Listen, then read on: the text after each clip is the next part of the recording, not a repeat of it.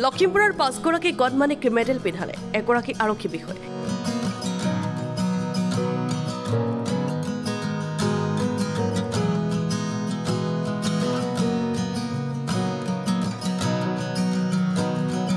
ইয়াৰ পাছতে দিয়া হল মানপত্ৰ আৰু ট্ৰফি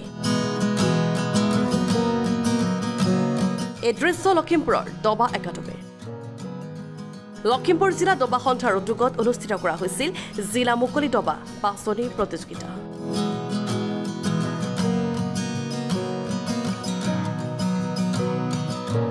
দবা প্ৰতিযোগিতাত অন্তিম দিনৰ পুৰস্কাৰ বিতৰণ কাৰ্যসূচীত উপস্থিত থাকে লখিমপুৰৰ অতিৰিক্ত আৰক্ষী অধীক্ষক লৱকুমাৰ ডেকা বিশেষজ্ঞ চিকিৎসক নিশান্ত ৰাজ কাকতিকে ধৰি বহুকেইগৰাকী বিশিষ্ট অতিথি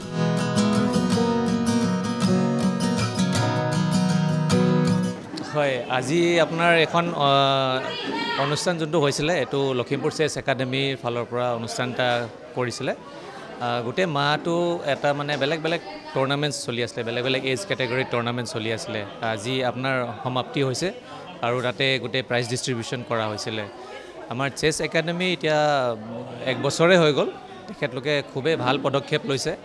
আমাৰ লখিমপুৰত এটা চেছৰ যোনটো এটা এনভাইৰনমেণ্ট এটো ক্ৰিয়েট কৰিছে বহুতো আপুনি দেখিছে পাৰ্টিসিপেন্টস বহুত হৈছে তেখেতলোকৰ ইন্টাৰেষ্টটো বাঢ়িছে আৰু বহুতো ৰাজ্যিক আৰু আপোনাৰ ষ্টেট লেভেলৰ বা নেশ্যনেল লেভেলৰ টুৰ্নামেণ্টছতো এনেকৈ খেলিবলৈ সুবিধা পাইছে তো চেছ একাডেমী ক'ব গ'লে লখিমপুৰৰ চেছ যোনটো হয় বহুত আগুৱাই নিছে লখিমপুৰ জিলাত দবাৰ উত্তৰণ ঘটিছে আমি বিভিন্ন বিভাগত খেল অনুষ্ঠিত কৰিবলৈ সক্ষম হৈছোঁ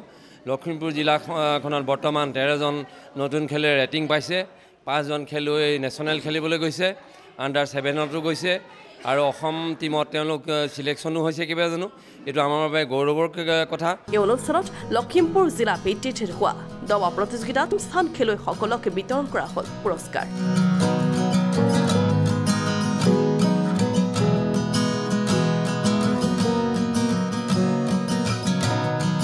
লগতে আন্তঃৰাষ্ট্ৰীয় দবা প্ৰতিযোগিতাত অসমৰ হৈ প্ৰতিনিধিত্ব কৰি লখিমপুৰলৈ গৌৰৱ কঢ়িয়াই অনা 5গৰাকী কণমানিকো জনোৱা হ'ল সম্বৰ্ধনা লখিমপুৰ জিলাত